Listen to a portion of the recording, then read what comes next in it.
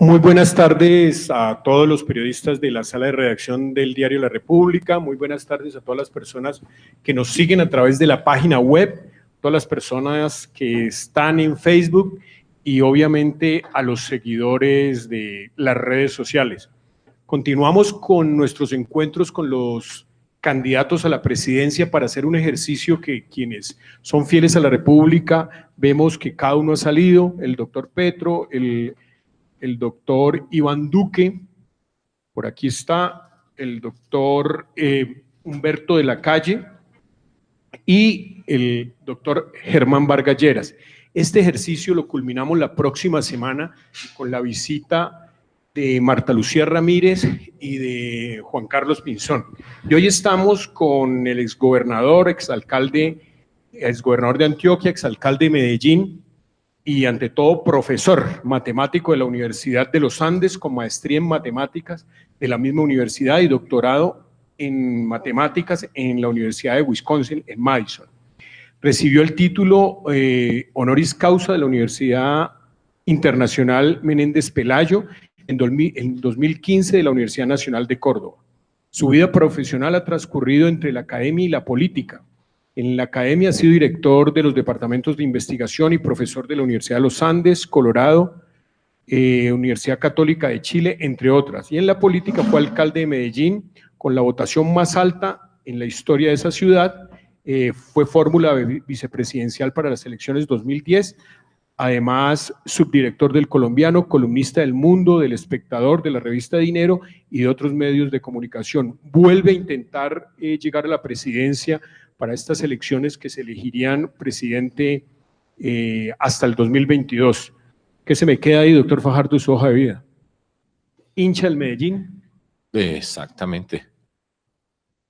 ¿Qué otra Eso cosa? Es una buena aclaración o una buena observación. No. Que todo sea cierto, porque no nos vaya a quedar por ahí alguna maestría o algo que no haya hecho, que eso últimamente lo está enredando. Tenga la certeza que todos los títulos míos son conseguidos dentro de la matemática, del área mía es la lógica matemática. Bueno, pero puedo agregar un poco también. Después de ser gobernador en el año 2016 y 2017, fui profesor distinguido en el Tecnológico de Monterrey, en la Escuela de Gobierno y Transformación Pública. También fui profesor visitante en la Universidad de California en Berkeley en el año 2016 y he dado conferencias por muchas partes del mundo.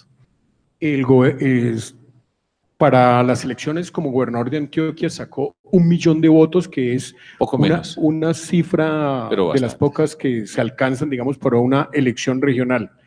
La idea nuestra es conocer a fondo sobre la propuesta económica de Fajardo. Y yo quisiera preguntarle a quemarropa, ¿cuál es la espina dorsal de su propuesta económica? Usted lo califican de que no dice nada, de que es tibio, pero ¿cuál es la propuesta disruptiva económica? Nosotros, tres temas fundamentales dentro de todo esto. Uno, fundamental, es la lucha contra la corrupción y de qué manera nosotros, luchando contra la corrupción desde el gobierno nacional, somos capaces de quitarle a los corruptos 1% del PIB cada año.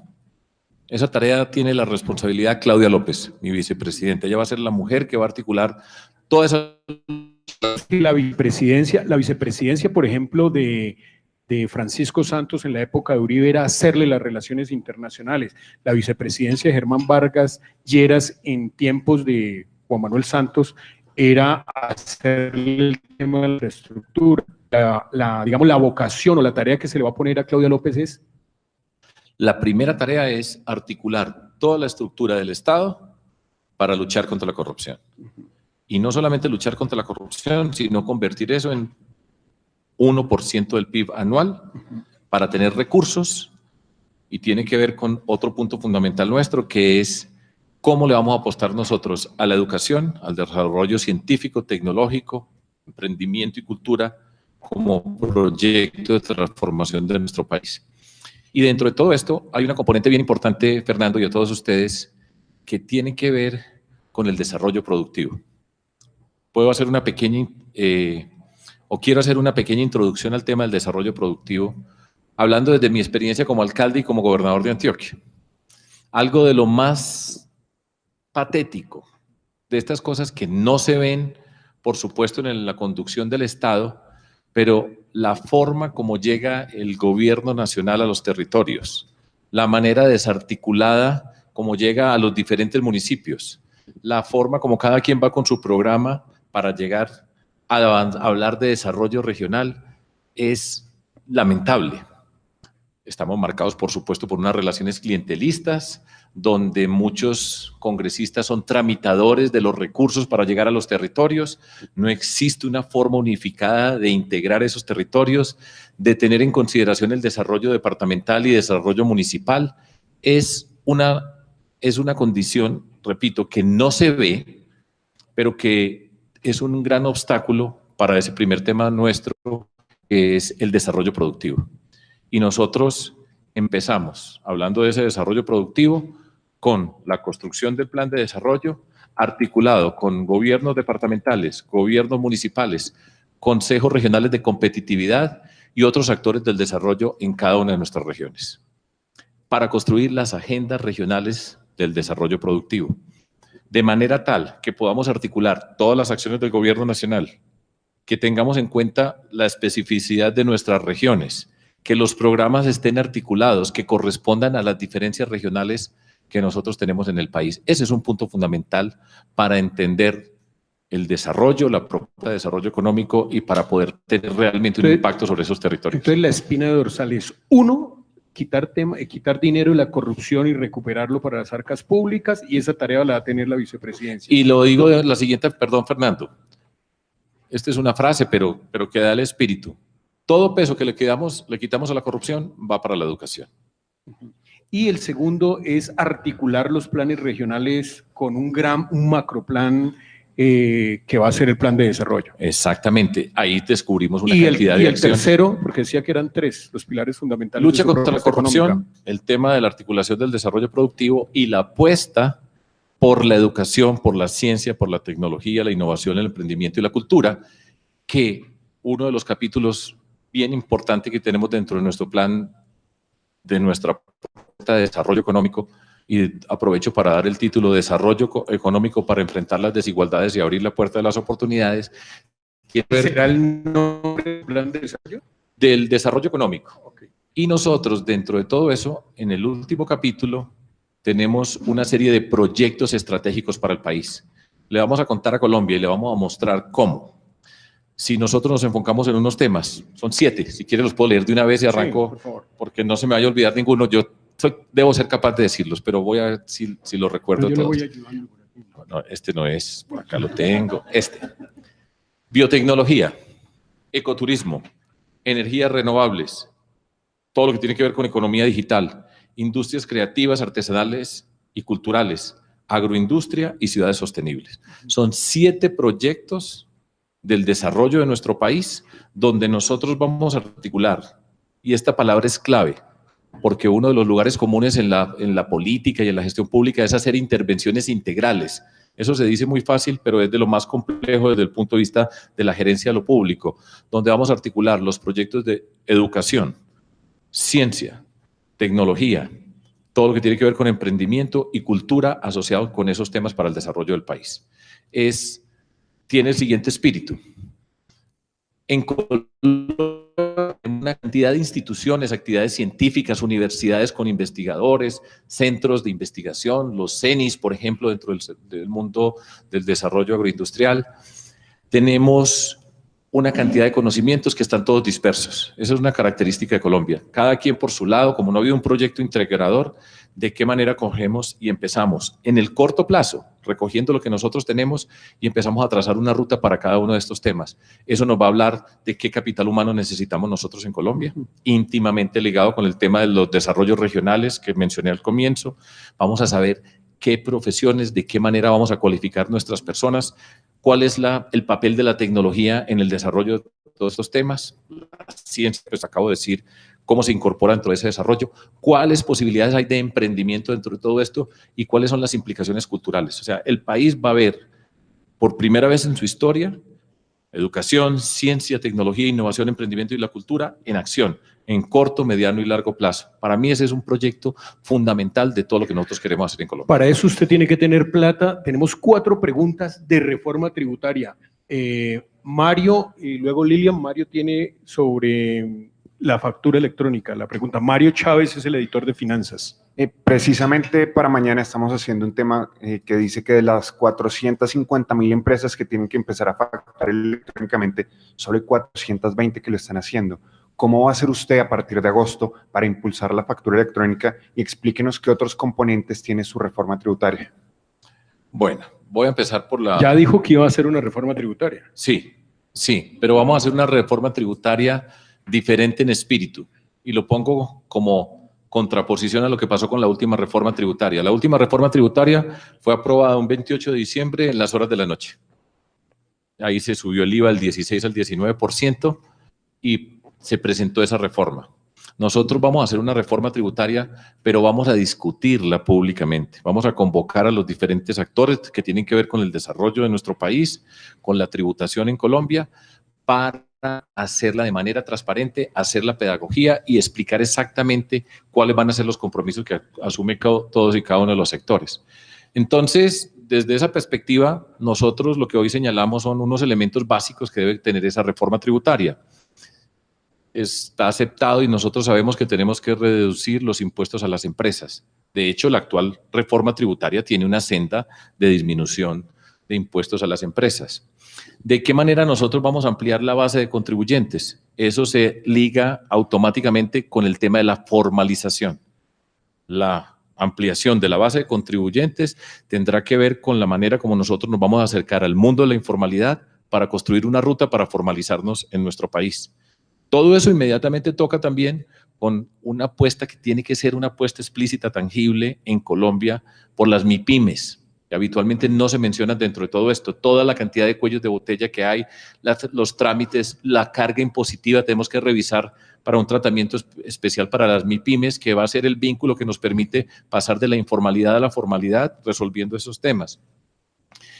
Nosotros tenemos que revisar las exenciones y privilegios que hay actualmente en nuestro esquema tributario y, por supuesto, tenemos que tener una reforma progresiva en el sentido que las personas de más altos ingresos pagan más. ¿Usted ya le ha echado los números de reforma tributaria? No se los hemos echado porque hay mucha información. De hecho, pues ya hubo una misión tributaria, o sea, que hubo una cantidad de números. Y de sabios de sabios haciéndola.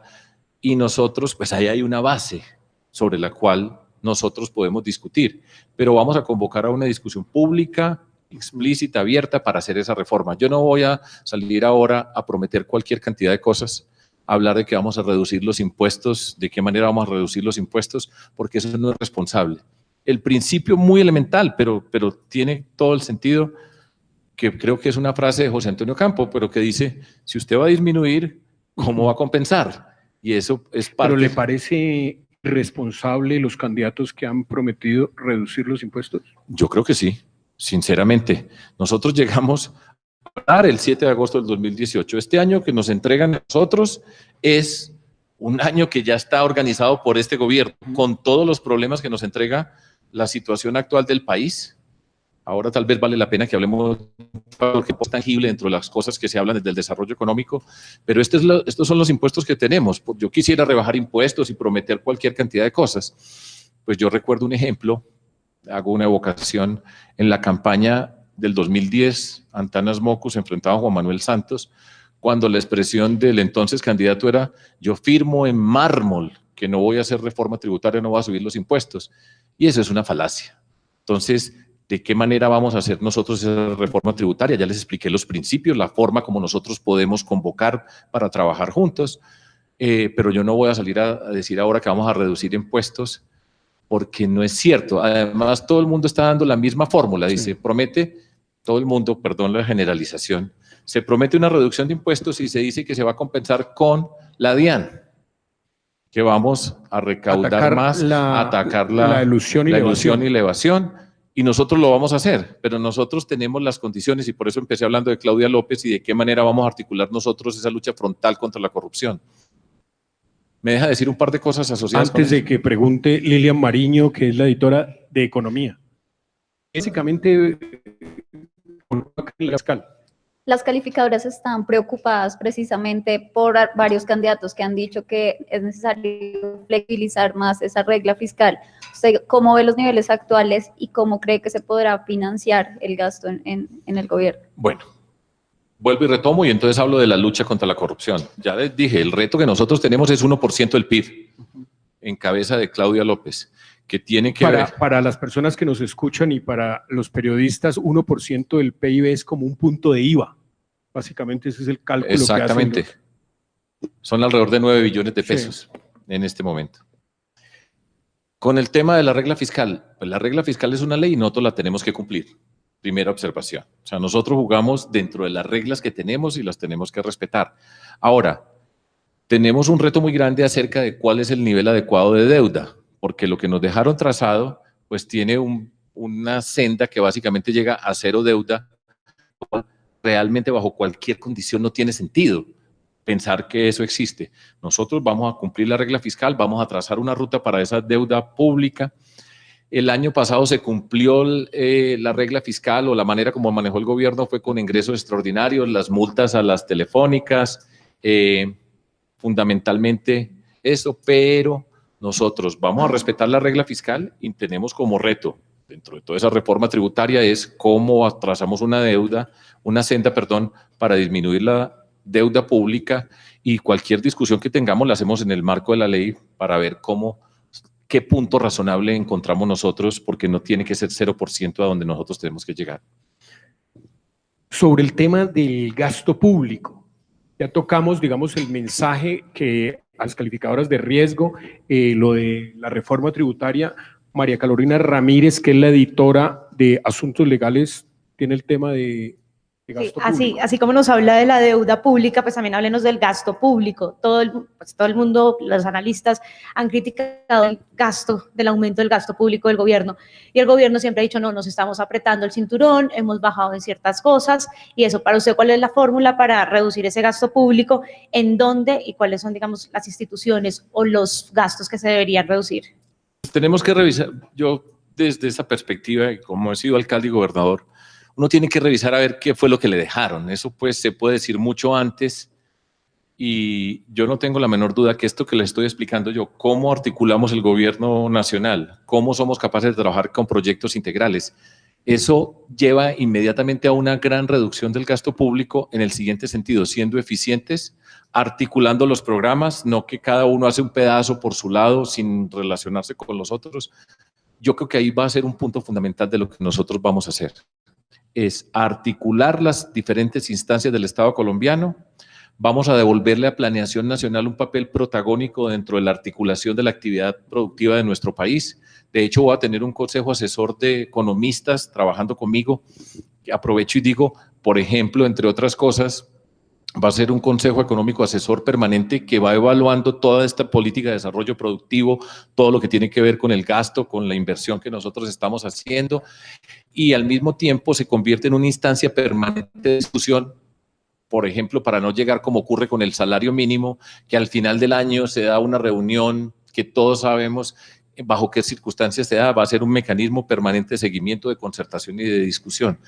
Yo creo que esa forma nuestra de gobernar, donde empieza por no tener que pagarle a nadie nada con puestos y contratos, articular la actividad del Estado, identificar los proyectos estratégicos que nosotros tenemos, saber dónde estamos concentrando nuestro gasto, cuáles son las prioridades, la lucha contra la corrupción nos permite a nosotros disminuir el gasto público irrelevante dentro de todo esto y hacer la inversión en el terreno que nosotros queremos hacer. Cuando uno habla y tenemos el privilegio, quienes estamos en la República, hablar con las personas que quieren ser presidentes de Colombia, hablan mucho de reducir el gasto público, pero el gasto público no es un ser vivo, son unas personas que definen el gasto público y que definen cómo gastarlo. Ahí la Escuela Superior de la Función Pública, donde se forman los empleados públicos, ¿no hay que como profesionalizar más ese tema? Esa es una buena inquietud, la ESAP, Superior de Administración Pública. Ahí se forman unas personas que hacen parte de la gestión pública. Que van a dirigir viáticos, que van a dirigir inversiones, que van a hacer licitaciones. Es decir, el gasto público tiene unos responsables y tiene una formación. De todas maneras, hay una serie de carreras, de profesiones donde hay personas que se forman en esas profesiones y que toman decisiones relevantes dentro del manejo económico, dentro de las diferentes actividades. Yo no tengo la menor duda que la ESAP juega un papel importante. Tenemos un reto muy grande dentro de esa formación de personas que están en el mundo de la gestión de lo público, y aprovecho para hacerlo porque hay personas formadas en la ESAP que no es tanto o que tienen un impacto muy grande en los municipios. Nosotros habitualmente se habla de una política macro desde acá de Bogotá, desde el Poder Central, un gobierno central que ya dije que llega de una manera pero muy descoordinada para ser elegante a los territorios, pero nosotros tenemos que hacer un gran esfuerzo en la formación de los servidores públicos en los niveles municipales. Es que nosotros tenemos 1.100 municipios, 1.101 municipios, no me quiero equivocar, donde tenemos personas que están en cada nivel tomando decisiones con respecto al manejo de lo público, tomando decisiones acerca de los programas de inversión social, y necesitamos fortalecer ese capital humano, ese mundo de la gestión pública en todos esos niveles. Y la Escuela Superior de Administración Pública puede jugar un papel bien importante dentro de todo esto. Tenemos que revisar permanentemente, estar actualizando en qué significa la gestión pública, el mundo del digital como componente de esa gestión pública, que tiene que ver con la primera pregunta que tú me habías hecho, es muy importante y no tenemos. Y yo hablo desde la experiencia como gobernador de Antioquia. Antioquia tiene 125 municipios, es el departamento que tiene más municipios en Colombia.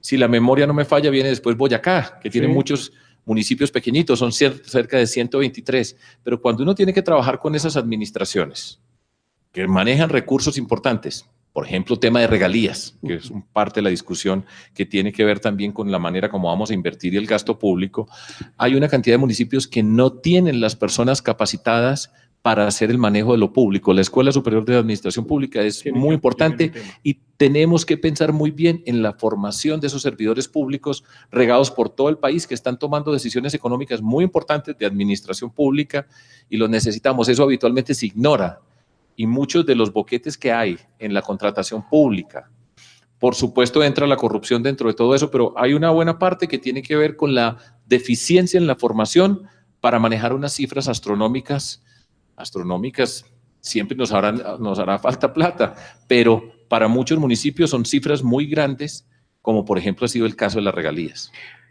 Doctor Fajardo, usted lo han rotulado como un personaje de centro izquierda, más tirado hacia la izquierda por algunos acompañantes en su equipo. Ya salimos del tema de la reforma tributaria, regla fiscal, gasto público, firmas calificadoras de riesgo. Entremos al modelo económico. Tema como el agro, tema como el fracking. Vanessa es la editora de Empresas y tiene una pregunta sobre fracking.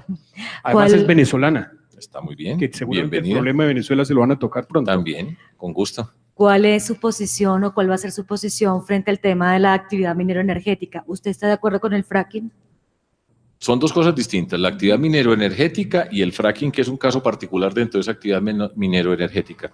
Nosotros por el fracking hacemos una moratoria en el sentido de precaución. Si no tenemos el rigor científico para garantizar que ese método puede aplicarse, no lo vamos a aplicar. Yo no estoy diciendo que no se vaya a aplicar, pero tiene que tener el rigor científico, y esto tiene que ver con una condición para nosotros en el desarrollo que es bien importante. Y lo digo de esta manera, el orden de los factores altera el producto. Me explico. ¿Cuáles son las grandes riquezas de Colombia para generar riqueza en nuestro país? La gran riqueza que nosotros tenemos asociada con los recursos naturales y la biodiversidad. Y, por supuesto, la inteligencia, el talento, de la capacidad de nuestras personas y comunidades. Estoy simplificando al máximo, pero estoy señalando dos elementos. Cualquier programa de gobierno que nosotros hagamos tiene que tener en cuenta ese par de riquezas para cualquier elaboración. Entonces, cualquier avance minero-energético tiene la condición ambiental como requisito para poder avanzar en el desarrollo minero-energético. Nosotros no nos oponemos al desarrollo minero-energético, pero la condición de ambiental, sostenibilidad ambiental es fundamental para dar cualquier tipo de paso. Y al mismo tiempo, cualquier proyecto que nosotros hagamos tiene que tener el proyecto de educación, en este sentido amplio, asociado con esas par de riquezas. Son dos grandes riquezas, siempre van a tener que aparecer esas condiciones, la manera como nosotros conducimos el Estado. Yo fui gobernador. A mí me ha tocado físicamente ver qué es lo que ocurre en el territorio. Y, por ejemplo, en el departamento de Antioquia nosotros tenemos, el departamento tiene una riqueza con respecto al oro, que es de todas las minerías la más compleja de todas, porque mezcla pues, las condiciones sociales. El oro es, la explotación del oro en el departamento de Antioquia y en muchas partes de Colombia es ancestral. ¿De qué manera hay un terreno para la formalización en ese mundo? Yo he hablado de la formalización ahora, pasar de lo informal a lo formal. En ese mundo de la explotación del oro, por ejemplo, cómo se avanza con la formalización, entendiendo la cultura ancestral de explotación del oro, las consecuencias ambientales, lo que tiene que ver con el mercurio, la manera como se hace todo ese desarrollo, la mezcla de la ilegalidad que se filtra dentro de todos estos espacios, en particular el del oro, es dramático lo que ocurre con esa ilegalidad. Entonces, en ese sentido, nosotros hablamos de tener las consultas populares, tienen sentido.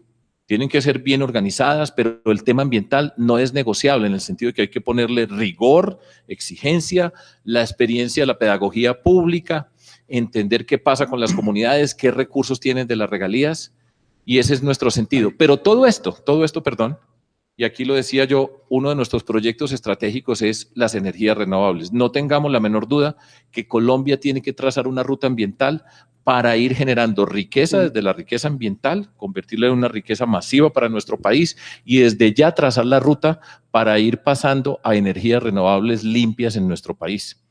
Eso hace parte del proyecto de transformación de Colombia. Ahí ha dicho, doctor Fajardo, tres cosas importantes. Uno, que cada proyecto debe tener un vínculo, un capítulo muy importante en el tema educativo. Dos, que el tema ambiental no es negociable y que de una u otra manera las consultas se mantienen, porque es uno de los grandes obstáculos. Ahora las tenemos, yo no la miro como un obstáculo.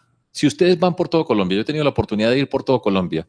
En Colombia hay varios aspectos, voy a hablar en términos genéricos de nuestro país. Pero hay comunidades que se oponen hasta una carretera. Seguro, y eso pasa, pero yo le voy a decir un par de aspectos que tienen que ver con la Colombia que yo veo hoy, y he tenido la oportunidad de recorrerla 2008-2010, saliendo de mi departamento de Antioquia y yendo desde un extremo al otro.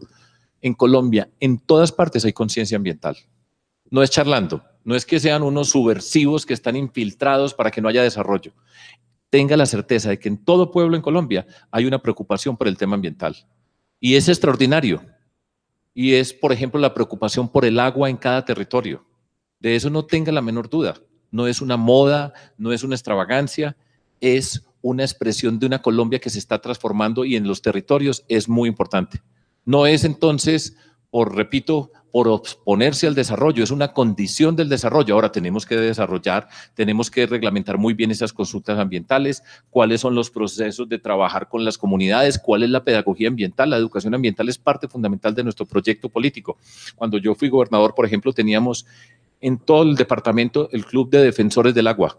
Y mucha gente joven está participando en Colombia desde esa perspectiva. No ignoremos eso. También hay que tener en cuenta las condiciones culturales en ese territorio. Sí. Eso no es una extravagancia. De hecho, voy a señalar algo. Discúlpeme que en este tema, pues en este tema hay varios temas, pero esa experiencia es bien importante para que ustedes se den cuenta de lo que le pasa a un gobernante, sacando cualquier tipo de consideración. Cuando yo fui gobernador me tocaron 4 ministros de Minas. Yo no recuerdo cuántas personas dirigieron la Agencia Nacional Minera, ministros de Medio Ambiente. Todos esa cantidad, ese desorden, esa falta de políticas. Todavía estamos con el Código Minero del 2001, porque no ha sido tramitado, porque ha habido leyes que caen en la Corte Constitucional. Eso es parte de las cosas que no se ven. Se hacen afirmaciones genéricas acerca de un mundo complejo por naturaleza, porque tiene que ver con la naturaleza, pero en ese contexto nosotros tenemos mucho por hacer y organizar, y requiere eso. Pero yo creo profundamente en lo que les estoy diciendo y es una condición para el desarrollo. Se puede hacer y se puede avanzar en Colombia. Olvídese de ese cuento que el tema ambiental es un obstáculo, es una condición para hacer un buen desarrollo. Pero déjeme yo ya… Redondea ahí. Ya redondeé. Pero le voy a decir otra condición, porque dije unos elementos que uno va viendo por toda Colombia. Estoy hablando de elementos positivos. ¿Sabe cuál es otro tema que está por todas partes de Colombia? El desarrollo de las mujeres. Ya hay una conciencia acerca de que… Dejemos ese tema y lo desarrollamos ahorita. Pero bueno, pero que no se nos quede porque después estamos hablando… Pero es que tiene que ver con el desarrollo, porque la apuesta por el desarrollo de las mujeres, ustedes aquí hay muchas mujeres y lo cual me alegra. señor director. Me alegra muchísimo, pero la apuesta por el desarrollo de las mujeres tiene efectos directos sobre el PIB. Sí. Y eso ya está estudiado y eso hace parte de la apuesta que nosotros hacemos en el país. Pero bueno, sigamos. Hay un tema y lo retomo con lo que hablaba de que a ustedes lo ubican en el centro izquierda, y es la preocupación que hay por la propiedad de la tierra, por el concepto que usted tiene de desarrollo del agro. Tatiana Arango tiene una pregunta sobre todo el tema agrario y Carlos Rodríguez enseguida sobre el desarrollo de las pymes. Precisamente la propuesta específica para la transformación del sector. ¿Qué hace falta? ¿Qué haría? ¿Y cuáles son las entidades que existen en este momento que cambiaría? Bueno, lo primero, y vamos saliendo de esa, porque pues yo escucho y se dice dentro del esquema que tenemos hoy de la polarización que hay en nuestro país, pues decir de izquierda es benévolo. A mí me dicen que soy de las FARC y que quiero que Colombia sea como Venezuela, lo cual es falso, es agresivo y que busca la polarización en un país. Una persona como yo, que he gobernado, que tengo la trayectoria que tengo, voy a cumplir 62 años, que he gobernado y lo hemos hecho públicamente y hemos sacado las mejores notas en el país. Es mi orgullo y nuestro orgullo de la manera como nosotros hemos gobernado. Entonces me acusan de ser de las FARC y ser castrochavista o querer que Colombia sea como Venezuela. Eso es falso, pero no solamente falso, sino que siempre me planteo la siguiente pregunta. Ustedes ven las personas que quieren gobernar a nuestro país. Somos diferentes, por acá han pasado. Pero yo no tengo la menor duda de esto, y es qué calidad de personas estamos escogiendo. Porque programas de desarrollo podemos tener, hay personas muy inteligentes, muy capaces, que pueden construir programas muy buenos, y eso es legítimo y lo necesitamos. Pero ¿cuál es la calidad de personas? ¿Qué tipo de personas? ¿Cómo son capaces de decir una mentira de esa naturaleza? Y si eso son capaces de hacer ahora, ¿usted se imagina gobernando? Una persona que no tiene ningún problema en decirme a mí que soy de las FARC, o que yo quiero que Colombia sea como Venezuela. Esa persona gobernando, ¿de qué manera se comportaría? Es una consideración muy grande acerca de la ética en la política y en lo público. Y yo hice un doctorado en lógica matemática y por supuesto, estos son valores de los que habitualmente no se habla en Colombia, pero es muy importante porque uno de los problemas más grandes de este país, en este país que hoy estamos, que tiene una indignación profunda por todos los sectores de Colombia, la decisión que vamos a escoger para escoger el presidente va a tener que ver con la manera ética de conducirse y de gobernar, porque la crisis de confianza que hay hoy en el establecimiento colombiano, la gente no cree, esto es una generalización por supuesto, pero todas las encuestas, las que usted mire, no creen en la institucionalidad, no respetan la política, no respetan lo público, no hay ningún tipo de confianza. Eso es lo más importante para el desarrollo económico. Fíjese usted. El tema de la tierra, doctor Fajardo. Voy a la tierra de Tatiana Arango. Entonces, primero, pero para añadir dentro de todo eso, porque hace parte de esa caricatura y esa forma de agredir, yo creo en la propiedad privada. No es que ya a los 62 de repente me llegó la iluminación para decir que creo en la propiedad privada, pero es que toda la vida he creído en la propiedad privada. Pero ahí se debe enfrentar a la gente del polo que lo apoya, porque hay sectores del polo que el tema de la propiedad privada y particularmente en el suroccidente colombiano han hecho de ese discurso una cantera de electores. El polo democrático en cabeza de Jorge Robledo cree en la propiedad privada. Si no cree en la propiedad privada, nosotros no estábamos juntos. Así de sencillo. Cree en el desarrollo empresarial. Cree que la generación de riqueza está asociada con la actividad productiva de un país. Por supuesto que el Estado tiene que intervenir y tiene sobre una cantidad de elementos para construir una sociedad justa. Esta es una sociedad profundamente desigual. La cantidad de gente rezagada y las condiciones que tenemos son extraordinarias. Voy a la tierra. Sí. Entonces, ¿qué pasa con la tierra en nuestro país? Primero, y ese es uno de nuestros proyectos en orden para lograr la generación de recursos. Y tengo varias cosas para decirle ahí, pero el catastro multipropósito. Nosotros en Colombia hemos hablado de informalidad, informalidad productiva, la informalidad en el tema de la minería del oro, por ejemplo, pero la informalidad en la posesión de la tierra. ¿Qué es catastro multipropósito? El catastro multipropósito. Nosotros tenemos que tener claridad de cada predio que es, que coincidan los registros realmente con ese predio, asociado con y esto es bien importante dentro de todo esto, saber cuál es su vocación productiva, articulado con los planes de ordenamiento territorial para poder hacer una buena intervención, para cobrar un predial que se tiene que cobrar asociado con la realidad de lo que ocurre en nuestro territorio. Pero en Colombia, una muy buena parte de la tierra no tiene títulos de propiedad. Hay unas zonas que nosotros tenemos delimitadas que tenemos que proteger. Dentro de esas zonas hay personas que viven allí, que han vivido ancestralmente y que tienen actividades que nosotros tenemos que buscarle un camino, entender qué pasa con esas personas que han vivido en ese territorio para darles una salida. Tenemos una cantidad de tierras que fueron apropiadas por la violencia, guerrilleros, paramilitares, corruptos, todo este mundo del narcotráfico se quedó con una gran cantidad de tierras que hace parte de la tragedia de nuestro país, de la guerra, con víctimas. Y esas víctimas hay que repararlas y tenemos que hacer un esfuerzo dificilísimo, porque esto es enfrentar en el territorio el uso de esa tierra, sobre quién la ha venido usufructuando y cómo reparamos a las víctimas.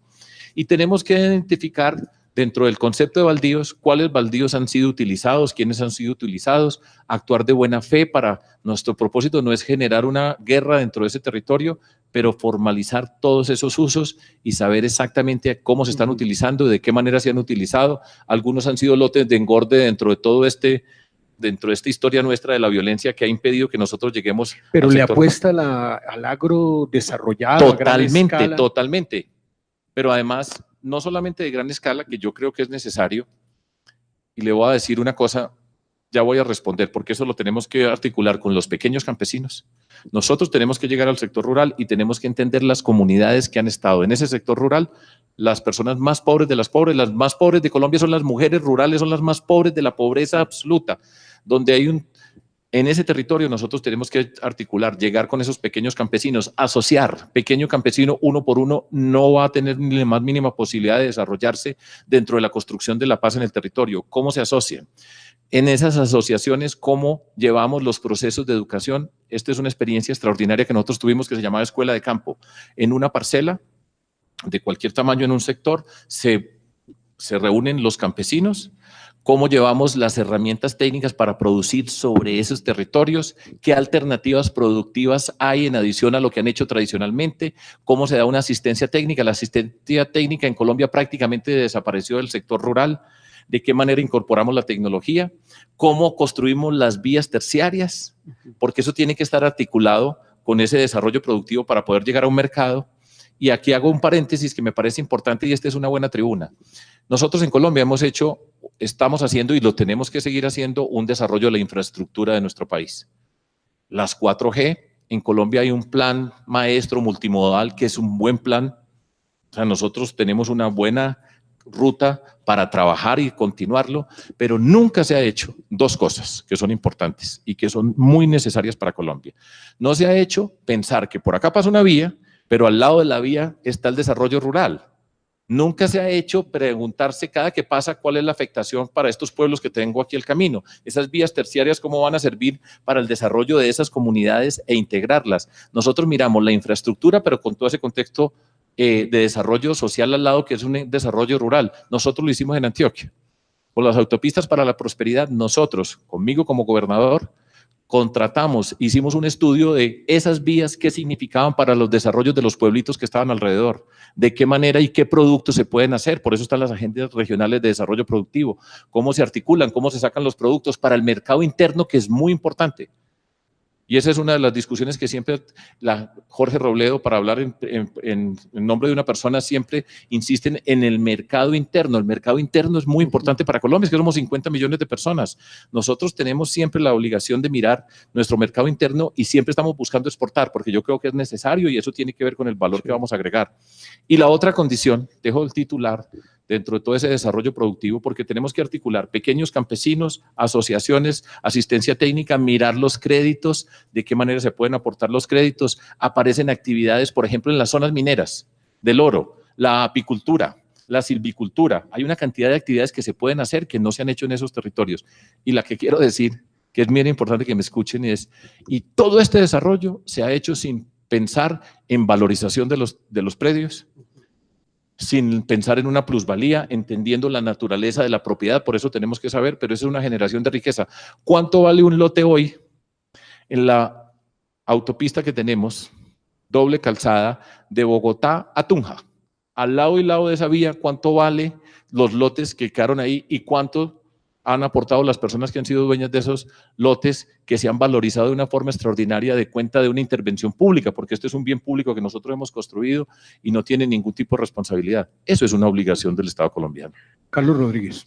Le tengo dos preguntas a propósito de un tema que usted tocaba ahorita. La primera de ellas es el énfasis que usted realiza de las iniciativas que impondría su gobierno a favor de las pymes. ¿Cuáles son esas y cuál sería el papel que jugarían las grandes empresas en su propuesta económica? Y la otra pregunta que le tengo es relacionada a un tema que usted acaba de mencionar y es la necesidad de abrir mercados, de exportar, de generarle valor agregado a los productos que exportamos. Una de las ideas políticas de Jorge Robledo ha sido la renegociación de los tratados de libre comercio. Si usted es presidente, ¿le abriría la puerta a sentarse a renegociar algún tratado? Bueno, me tiró varias en la misma pregunta y la última es gruesa, ¿sí? Nosotros tenemos que evaluar qué ha pasado con los TLCs en Colombia. Ejemplo,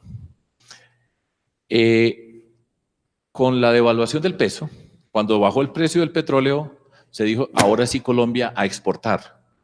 Y la capacidad nuestra de exportación es mínima. El desarrollo productivo de la manufactura en Colombia estancado totalmente desde hace ¿cuánto tiempo? La productividad en Colombia está la misma hace 20 años. Y nosotros no hemos pensado en eso.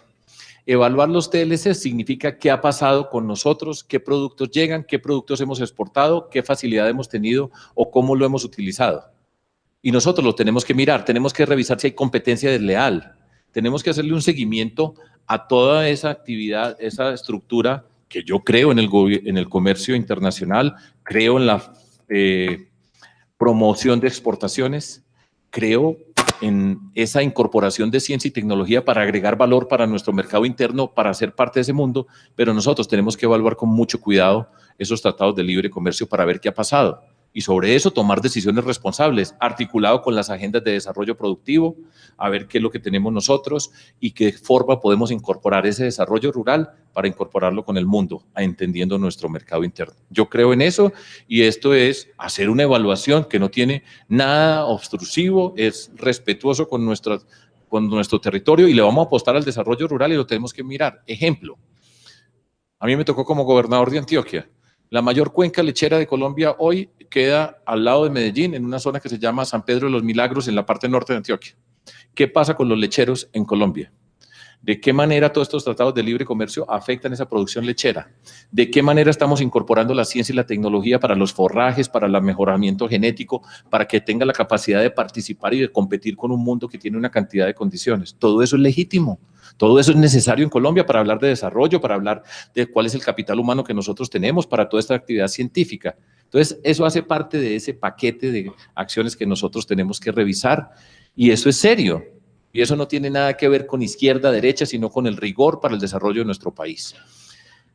¿Cuántas más eran? Como Robledo, que ha sido un opositor de los TLCs, ¿cómo va a torear ese tema ahí? No, es que ya expliqué. Ya se sentó con... Y, pues por supuesto.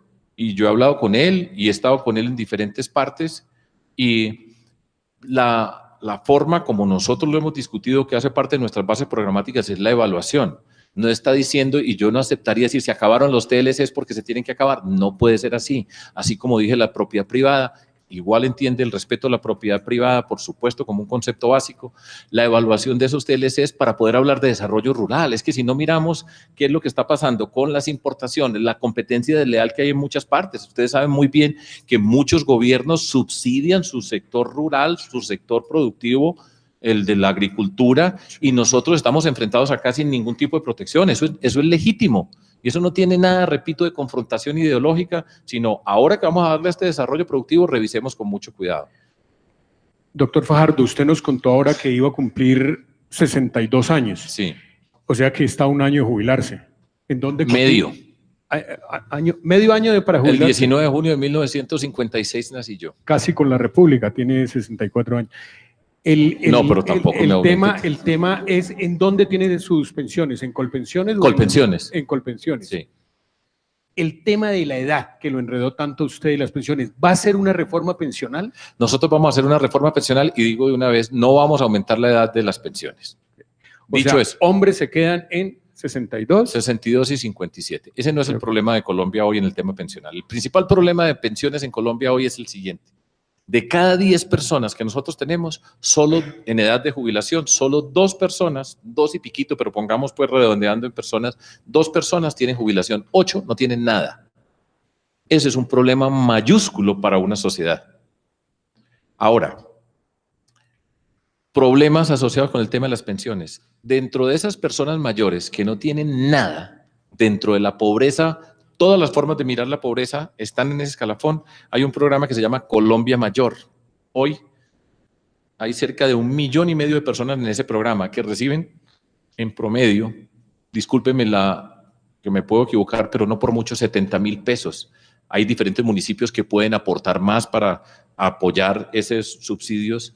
A todas esas personas, lo digo en términos cariñosos, viejitos y viejitas que están desamparadas en la vida, que no crecieron con ningún tipo de protección y no tienen nada, están en la pobreza máxima, muchos de ellos en el campo. Ese programa nosotros lo tenemos que ampliar para cubrir a más personas y tenemos que ver todos los esfuerzos. No para va a acabar Colpensiones. No voy a acabar Colpensiones. Colpensiones tiene que ser una base universal de todo esto. En el mismo espíritu de la reforma tributaria vamos a discutir la reforma pensional, es una discusión pública, incorporando todos los que tienen que ver con este tema. Una base pensional con Colpensiones. Tenemos que definir hasta qué límite es universal. Y después el tema de los fondos privados de pensiones, que tenemos que revisar. Hay un ejemplo que nos tiene que prender las alarmas y darnos señales y es lo que ha ocurrido en Chile. En Chile, el modelo nuestro es copiado de Chile. Y ustedes han visto todo lo que ha significado en Chile, todas las protestas, el malestar social que hay hoy en Chile después de 30 años, lo que están recibiendo las personas que ahorraron toda la vida en esos fondos. Y es una cantidad mínima con respecto a lo que estaban aportando y lo que están recibiendo. Hay que revisar muy bien el funcionamiento de esos fondos privados de pensiones y será una discusión pública hasta ese colchón universal, esa franja de cobertura universal con Colpensiones, de qué manera, hasta qué nivel estamos, de manera tal que nosotros no vamos a acabar los fondos privados de pensiones, pero hay que mirarlos con todo el rigor que está pasando con esos recursos, los tenemos que respetar y evitar el arbitraje entre un sistema y el otro. El tema del salario mínimo. ¿Usted le parece que es un salario competitivo de cara al empresario y de cara a quien lo recibe? ¿Esa es la dicotomía? Esa es una discusión muy grande, ¿cierto? Porque uno quisiera tener más salario mínimo para que las personas pudieran consumir más, que tiene que ver con nuestro mercado interno, pero al mismo tiempo la forma como está estructurada la economía colombiana alrededor de ese salario mínimo tiene un impacto cruzado por todos los sectores. El salario mínimo en ese consejo de asesores económicos que yo voy a tener, el espacio permanente para la concertación y la discusión, entonces no va a ser llegar al final para discutirlo, sino hacer un seguimiento de todas estas políticas y estar discutiendo permanentemente todas esas variables para ver qué tipo de salario mínimo podemos nosotros usar razonablemente. Hay algo que tenemos que avanzar también en el desarrollo rural, Tatiana, y tiene que ver con, en el mundo rural no hay ningún tipo de prestaciones sociales. ¿De qué manera nosotros empezamos a avanzar sobre esas prestaciones sociales? Vuelvo un momento al tema de las pensiones. Es que cuando nosotros decimos 2 de cada 10 tienen pensiones y 8 no la tienen, los 2 que tienen esas pensiones son parte de los más privilegiados de la sociedad colombiana, ¿sí? Los que tienen pensiones además son los más privilegiados. La gran mayoría no alcanza a tener una pensión de un salario mínimo. Muchos aportan, no completan las semanas dentro de ese mercado informal. Todo eso lo tenemos que trabajar nosotros en el contexto de esa reforma pensional y empezar a establecer figuras de protección social para el sector rural. Las cajas de compensación pueden ser un factor para empezar a llegar a ese territorio, pero es mucho lo que nos falta a nosotros y esa es la perspectiva nuestra del desarrollo productivo. Ya vamos terminando, doctor Fajardo, nos quedan 3 preguntas. Mario tenía una inquietud. Sí, precisamente con esto de las pensiones, que usted menciona que con Colpensiones sería como un pilar universal. Universal, sí. Colpensiones se volvería una especie de sisbén de las pensiones y a partir de ahí, de cierto salario, uno tendría que cotizar a un fondo privado. Eso es lo que tenemos que discutir, porque después de todo tenemos que ver, repito, miremos esos 8 que se quedan sin ningún tipo de protección social, en qué condiciones están. Un buen número de esos, ni siquiera, el reto es que tengan un salario mínimo de pensión. Eso tiene que ver con los beneficios, ¿cómo se llama la figura? Los BEPS, de qué manera se pueden ir ahorrando. Tenemos que diseñar mecanismos que nos permitan a enfrentar ese problema pensional, es que es dramático. Esos dos proyectos, ¿cuándo los presentaría? La reforma tributaria con todos los principios que anteriormente nos dijo y la reforma pensional, No. después del 7 de agosto. Sí, porque antes no estoy posesionado. Pero no porque hubo candidatos que vinieron que tenían esos proyectos casi listos. No, nosotros ya les he dicho los principios y la manera como vamos a concertar. Esto no es a las patadas, a las carreras, es una obligación de discutirlo públicamente. Nosotros tenemos que hacer una gran pedagogía, trabajar con el Congreso de la República. Yo voy a ser presidente de la reconciliación en Colombia y además vamos a tener un Congreso donde nosotros no vamos a tener una mayoría en ese Congreso. Y fuera de eso decimos ni un puesto ni un contrato para un congresista, y los congresistas los vamos a invitar a todos a trabajar con nosotros, pero nos vamos a encontrar en la construcción de las agendas de desarrollo productivo regionales y vamos a hacer la asignación pública de recursos, como lo hice con las alcaldías. O sea, yo no estoy hablando en abstracto. Yo era gobernador de Antioquia y con 125 municipios nosotros hicimos los acuerdos públicos municipales. Todo el mundo sabía qué proyectos eran, cómo eran los proyectos, cómo articulábamos esos proyectos y cada peso que nosotros teníamos se sabía dónde estaba. Y así va a pasar dentro de todo esto. Entonces… ¿Y constituyente le suena? No, es una barbaridad. Voy a pasar a un tema político dentro de todo esto que es muy importante. Aquí estamos construyendo una polarización. En Colombia hay un malestar generalizado. Como les dije, a mí me dicen que soy de las FARC y que quiero que Colombia sea como Venezuela. Falso. Bueno, me dicen guerrillero, paramilitar, narcotraficante, ilegal, corrupto, de todo ese tipo de cosas. Pero una de esas en particular. Y se está construyendo una polarización en el miedo asociado con ese par de calificaciones, FARC y Venezuela, castrochavismo, que es la expresión que se utiliza, o el resentimiento, la revancha de unos contra otros, contra las élites. Esa polarización es el daño más grande para Colombia. Esa Colombia que nos están proponiendo, que es muy fácil inflamar, porque con un malestar que existe, usted lo puede convertir rápido en odio, miedo, rabia, deseos de venganza. Y nosotros decimos, la historia de Colombia nos muestra que cada que se empieza a transcurrir por ese camino de la polarización, cuando se llenó la taza en la sociedad, terminamos en otro capítulo de la violencia. Por eso yo digo que nosotros vamos a hacer una propuesta de cambio. Vamos a gobernar personas diferentes. Vamos a gobernar la relación con el Congreso de la República va a ser diferente. Ni un puesto ni un contrato para un congresista. Yo ya lo he hecho como alcalde. Ni un puesto ni un contrato para un concejal, ni un puesto ni un contrato para un diputado. Ni uno. Fíjese lo que yo estoy diciendo. Yo sé que cada que yo digo eso, estoy retando a un montón de gente. Pero así va a ser en nuestro país. Pero a todos los convocamos para trabajar. Y va a ser una forma de gobierno diferente. Y esa es nuestra propuesta, la reconciliación. A Colombia hay que cuidarla. Para destruirla a tiempo sobra. A Colombia no la podemos volver trizas. Brevemente, y ese es el camino que nos están proponiendo. Doctor Fajardo, ¿cómo solucionaría el tema de Venezuela? No solucionaría de cara para Colombia y cómo le contribuiría a un país. Sí, yo estuve hace poco en Cúcuta, he estado en la frontera, también en Tumaco y en Ipiales, que es la frontera con Ecuador. Pero primero, la presencia de Colombia en todos los organismos multilaterales para denunciar en términos políticos lo que está ocurriendo en el gobierno de Venezuela, de qué manera han destruido la democracia, han destruido la riqueza, y es por culpa de esa forma de gobierno que hay una cantidad de personas de Venezuela que están saliendo de su país. Están saliendo por necesidad, no es por decisión libre, que hace por supuesto parte de lo que nosotros tenemos que hacer en una sociedad, sino por necesidad. Y al mismo tiempo convocar a la solidaridad internacional, en particular empezando por América Latina, para recibir a muchas personas de las que vienen de Venezuela. Es nuestra obligación ética recibir a las personas que vienen de Venezuela.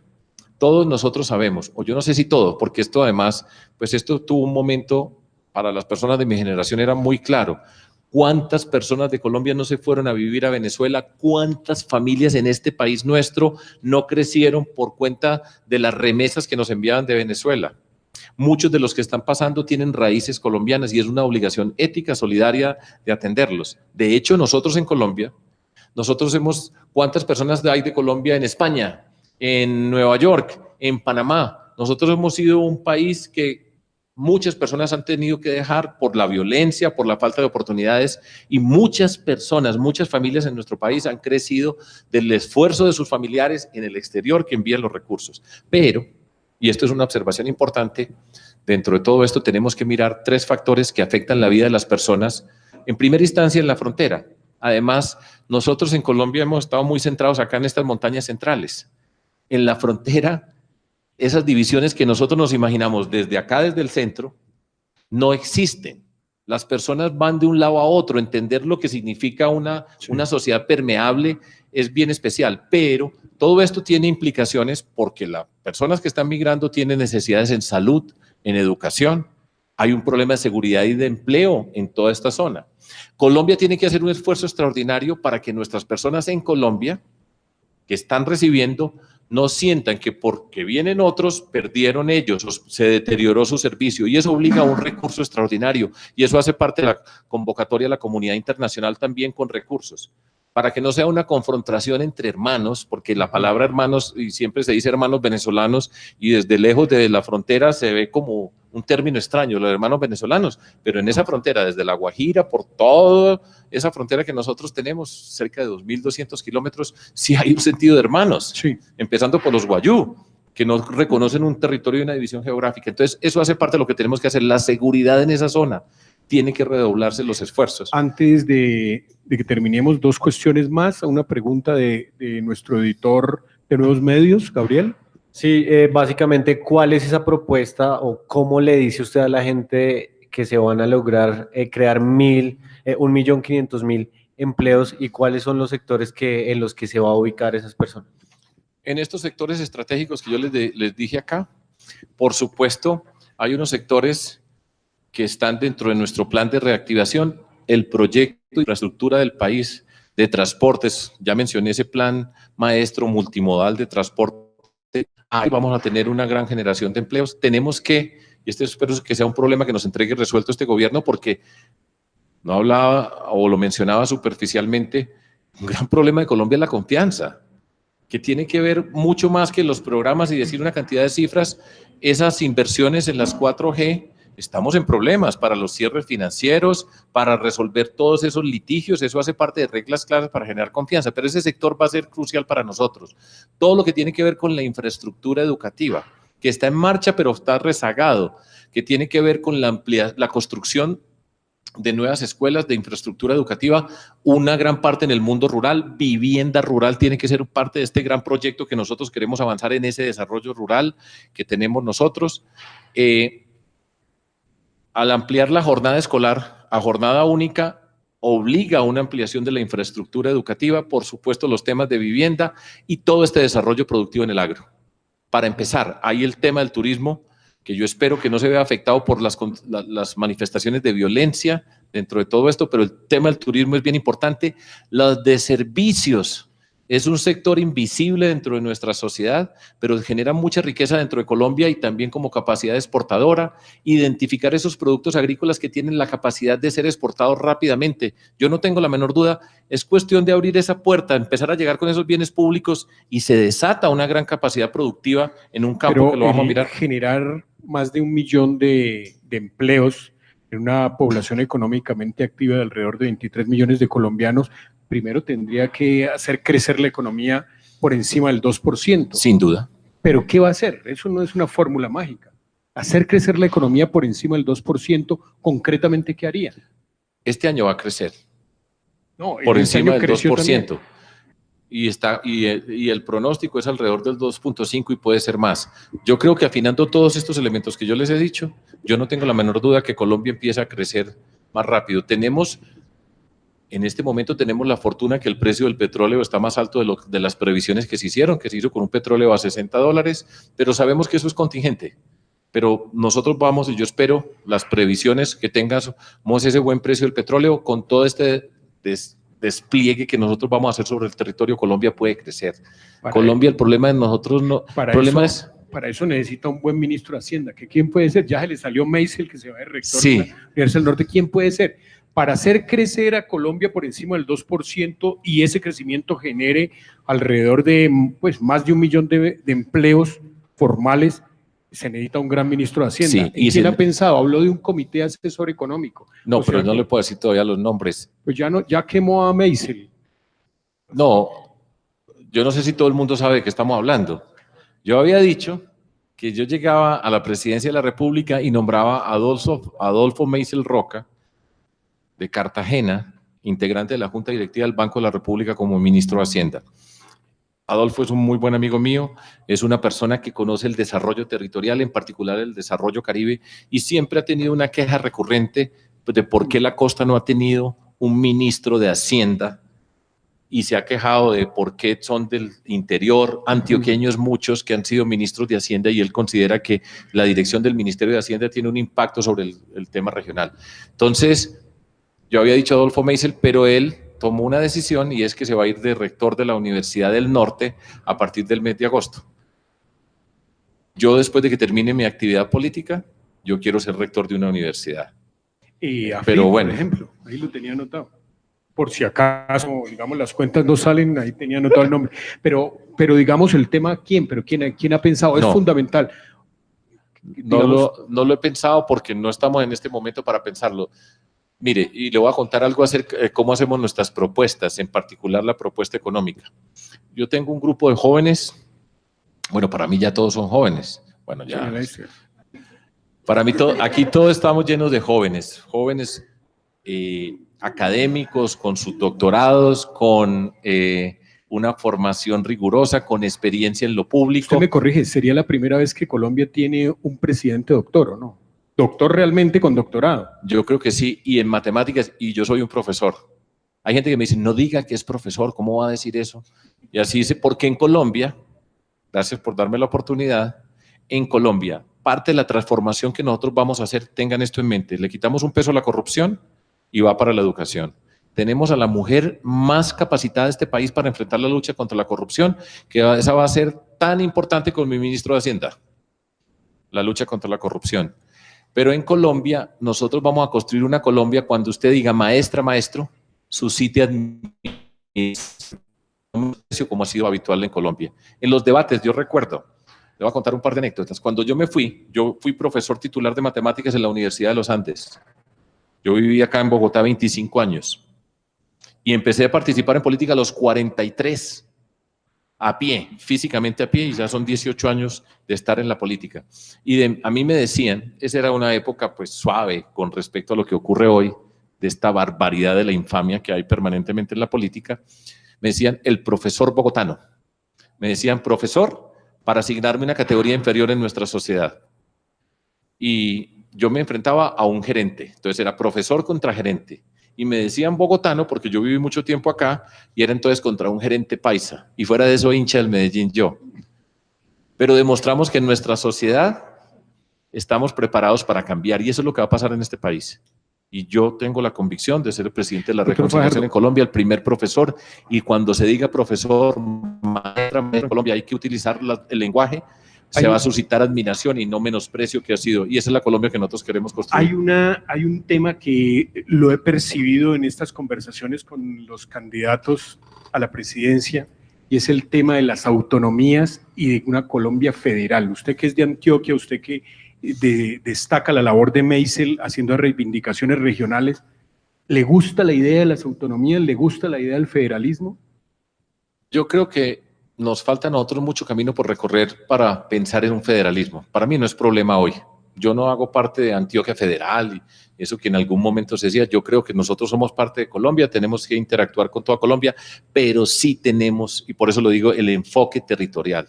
Si no se tiene en cuenta ese enfoque territorial, desde estas alturas, 2.600 metros más cerca de las estrellas, en esta ciudad que yo quiero y que viví durante tanto tiempo, se ve el mundo como si todo fuera igual. Y eso es un gran error y eso se siente en las regiones. Colombia no ha tenido un relato integrador. El año entrante, 2019, vamos a celebrar 200 años de nuestra independencia. Y nosotros empezamos en el 7 de agosto del 2018 un proceso de cultura ciudadana, de reivindicar nuestra cultura como factor integrador de nuestro país, porque en Colombia ha sido dispersa cada región con su identidad, pero no existe un proyecto de unidad nacional. Y nosotros vamos a hacer ese proyecto de unidad nacional, de que nos podamos juntar, y un gran factor es la cultura en Colombia, que es gran riqueza de nosotros, pero como país no tenemos un relato conjunto. El enfoque territorial es una obligación, una necesidad, es eficiente, es eficaz y será productivo. Doctor Fajardo, no nos vamos, última pregunta, sin una que me recomendaron por ahí. ¿Usted quebró Antioquia, dejó endeudada Antioquia? Falso. Falso quebrar Antioquia. Antioquia tiene deuda. Es que la deuda hace parte de las finanzas de cualquier ente público. Pero yo nunca he quebrado a nadie, y mucho menos a Antioquia ni a Medellín. Nosotros sacamos el primer puesto. Yo fui escogido como el mejor alcalde de Colombia, el mejor gobernador de Colombia. Mire el índice de gobierno abierto. Pregunte en Transparencia Internacional qué puestos sacamos a Antioquia y dónde las recibimos. De qué manera manejamos las regalías siendo yo el gobernador de Antioquia. En Antioquia nos hicieron una trampa y se las voy a explicar ya que me hizo la pregunta. Muy hábil, me la dejó de última, pero es una buena oportunidad para despedirme de usted. Que sea cortica. Ah, sí, claro, ahora sí viene a poner condiciones. Pero vamos a hacerla. Además, yo no estoy cobrando aquí por estar con ustedes. Muchas gracias. ¿Y es que cobran en algunas partes? Yo he dictado conferencias, claro, y he cobrado y me he ganado la vida y me han pagado muy bien y hace parte de lo que yo he hecho y mi capacidad, por supuesto, de todo lo que he aprendido. Pero no me distraiga porque entonces después me dice que sea cortica la respuesta. Antioquia tiene unas fuentes de ingresos. Como departamento tiene un privilegio y es la fábrica de licores del departamento de Antioquia. Esos son unos recursos que van directamente para el departamento. Es como en el contexto de Medellín, las empresas públicas de Medellín, que son empresas públicas, son una gran riqueza de la ciudad de Medellín, de eso no tenga la menor duda, y hace una transferencia de recursos para la inversión social en la ciudad de Medellín. En Antioquia es la fábrica de licores. Entonces, la fábrica de licores tiene un esquema que es distribuidores. Esos distribuidores compran un licor, tienen un descuento y después venden ese licor. Y se tiene una ruta de cuándo compran, cuántas botellas compran, para simplificar las cosas, y hay una ruta de trabajo. Nosotros trabajamos con esos distribuidores desde el día 1 hasta 3 años y 10 meses de manera impecable. Revisábamos cómo íbamos con las ventas, de qué manera se estaba comportando el mercado de licores, eso es estacional, y trabajamos, y usted puede ver la manera como trabajamos, cómo se cumplió todo lo que habíamos firmado con esos distribuidores de licores. De hecho, voy a añadir esto, si usted mira los gastos de nosotros en el departamento de Antioquia, porque además esto es público, esto no es que yo me lo esté inventando, y mire la relación de la ley, la regla fiscal, que es la relación entre gastos e ingresos, que nosotros pusimos ese cociente en los niveles más bajos de todos. Y faltando 2 meses, gana un gobernador de Antioquia. Y lo primero que hace es decir, los distribuidores, si compran lo que estaba comprometido, eso no es que yo decida hoy a comprar esto o hacer esto, sino dentro de la ruta que hemos cumplido 3 años y 10 meses. Si compran ahora, yo los puedo cambiar. ¿Qué pasó? Que inmediatamente los distribuidores dijeron, ay, qué pena, gobernador, yo no vamos a poder comprar lo que teníamos comprometido con el departamento de Antioquia, porque si nosotros le compramos a usted, después nos van a cambiar. Yo anuncié esto públicamente, está todo explicado. Entonces, ¿qué hicieron? No compraron. Entonces, no le entraron a Antioquia 300.000 millones de pesos, estoy hablando de una cifra aproximada que debía entrar en esos 2 últimos meses, de cuenta de todos estos compromisos. Entonces, cuando van a hacer el balance, miran gastos sobre recursos, y entonces no fue que aumentáramos los gastos, sino que disminuyeron los recursos. ¿Sí? Pero después, como por arte de magia, entonces dice, Fajardo dejó quebrada Antioquia, porque no entraron esos recursos, pero después en febrero y marzo entraron todos los que tendrían que haber entrado en marzo, y entonces salvaron Antioquia. Esa es pero digamos pues que uno puede decir es una disputa personal. Procuraduría General de la República, porque por esto me demandaron a mí, por la ley 617. Nos pasamos un poquitico la ley 617 a pesar de toda la austeridad y todo lo que hicimos nosotros. 50 punto y pico. Entonces demandado, entre ellos Iván Duque, y un señor que se llama Adolfo León Palacios, secretario de Hacienda de la Gobernación de Antioquia. Investigación, como todas las que me han hecho a mí. Investigación, resultado, la Procuraduría General de la República. Resultado, Procuraduría General. Fajardo actuó de manera correcta, dio las alertas, explicó lo que había pasado, hizo todos los ajustes que tenía que hacer, y la Procuraduría General concluye diciendo, por favor, Fiscalía, investigue al gobernador electo. La Procuraduría no lo puede investigar porque todavía no era funcionario. Investigue al gobernador electo por pánico económico. Después de todo esto, demostrado que eso es falso. Y por eso estoy yo acá. hemos manejado de manera impecable, tenemos una deuda. ¿Cómo se maneja la deuda? Usted tiene que presentar la deuda, eso no es que yo decida que vamos a tener deuda. Asamblea departamental, estas son las proyecciones, mediano, largo plazo, con crédito público, con votación pública, con todo eso. Ahí está, yo he cumplido la ley siempre y la vamos a cumplir en Colombia y eso va a ser una gran innovación, fíjese usted. Muchas gracias, doctor Fajardo. A ustedes, muchísimas gracias. A los gracias. periodistas y a las personas que nos siguieron por redes y por la página web.